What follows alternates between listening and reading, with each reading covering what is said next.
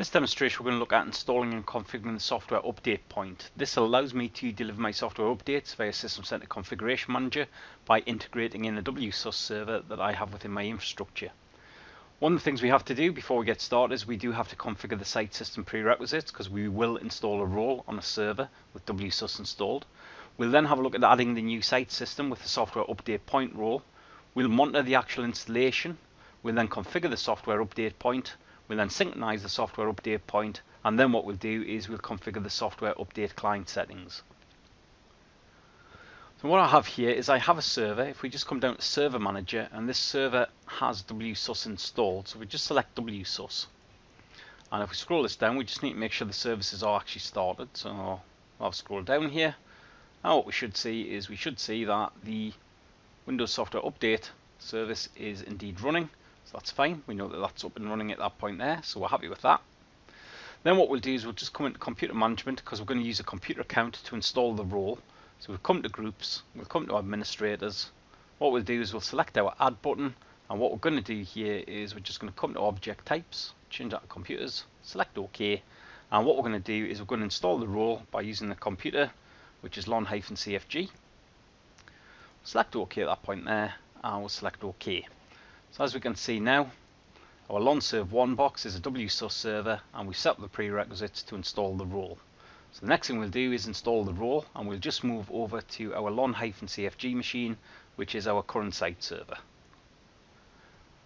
In our System Center Configuration Manager console, we're going to come down to our administration workspace. We're just going to come to our site configuration, and we're going to come to our server and site system roles. We're going to right click at this point, and we're just going to create a site system server. So we've right clicked on the server and site system roles. We'll create the server. That'll bring us into a wizard, so we'll browse through, and we want to install this new role onto a machine called lonserve1.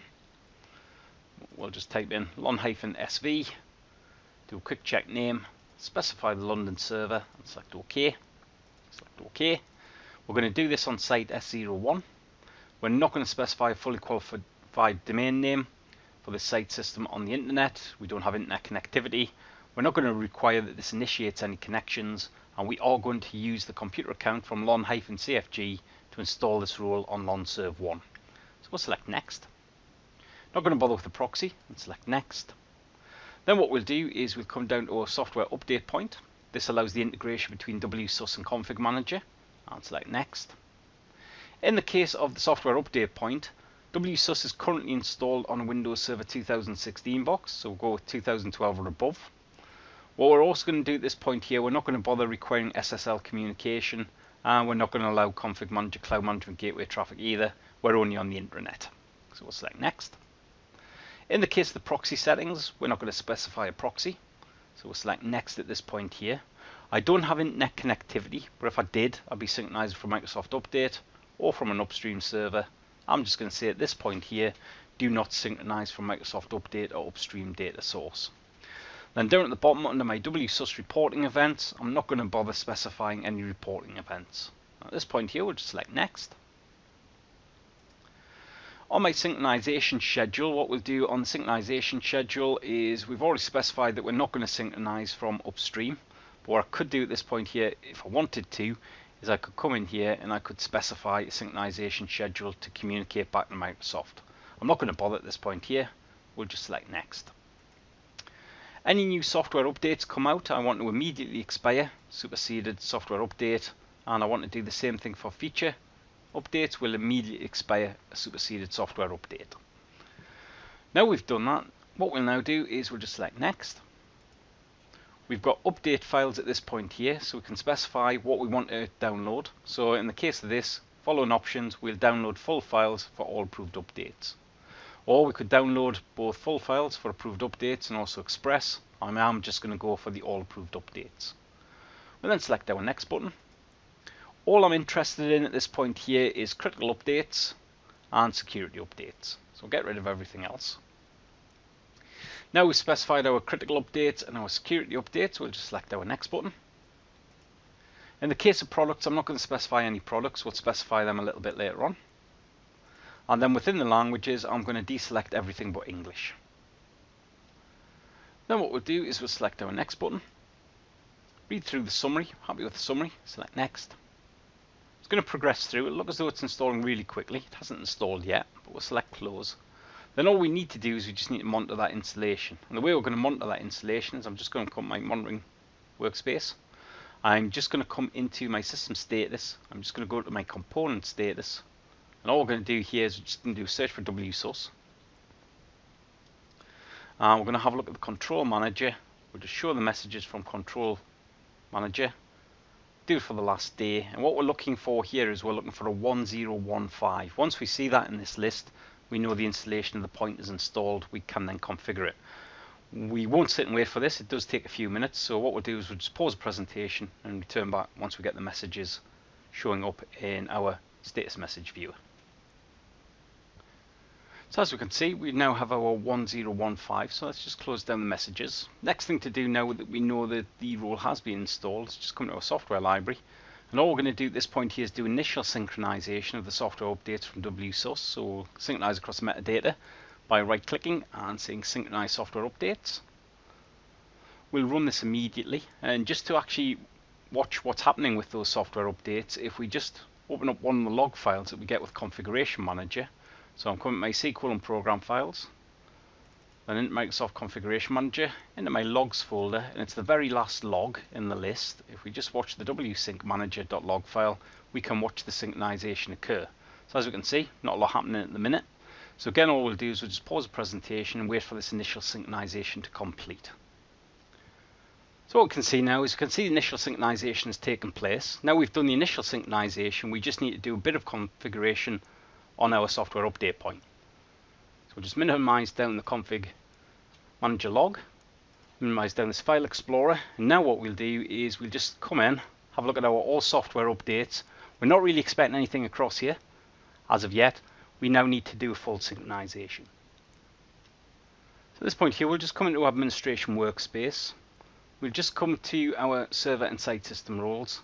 And what we'll do at this point here, yep, we've got lon-cfg and we do have lonserve1. So we can see that we've got the two servers. We'll just click on lonserve1, make sure that it is a software update point. And now what we'll do is we'll come up with sites and we'll just configure some settings on the site. So we'll right click on our site, S01. I'll come down to my configure site components. I'll come to my software update point.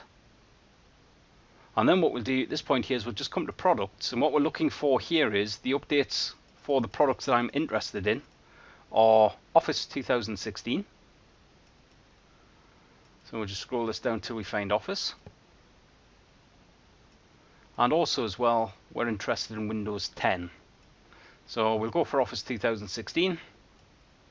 We'll also scroll this down and just find Windows 10. So within Windows 10, we have Windows 10. We'll select OK. Now that we've specified what it is we want to synchronize across, we'll come back to our software library. We'll come back to all software updates. We'll right click and we'll synchronize our software updates. We'll say yes, and we'll just pop back down to the log file. Now what we should see at this point here, what it's going to do, it's going to start synchronizing across those Windows 10 and those Office 2016 updates. Now this is going to take a little while once it starts, so we'll just wait for it to start. And then what we'll do, again, we'll pause presentation and return back when the synchronization is complete. So as we can see, it's waking everything up. And at this point here, it's now going to synchronize across, as we can see, 1,462 items. That's going to take however long that takes. So at this point here, we'll just pause presentation and return back once the entire synchronization is complete. So as we can see, everything's now synchronized across. So we'll just select close on the log file. Don't need that anymore. We'll just do a refresh on our all software updates. And as we can now see, we have some software updates. Now that we've synchronized everything across, the next thing for us to do at this point here is just to configure the rest of the infrastructure settings. And we do that by coming to the administration workspace. We'll just come to our hierarchy configuration. And all we're going to do at this point here is we're just going to come to our boundary groups. We're just going to go to our London boundary group where our clients are, come to the properties. And what we want to do at this point here is we just want to add in our new server as a reference point for this boundary group. So lon-serve1. We'll then select OK. We'll select OK again. Then all we need to do is set up the client settings.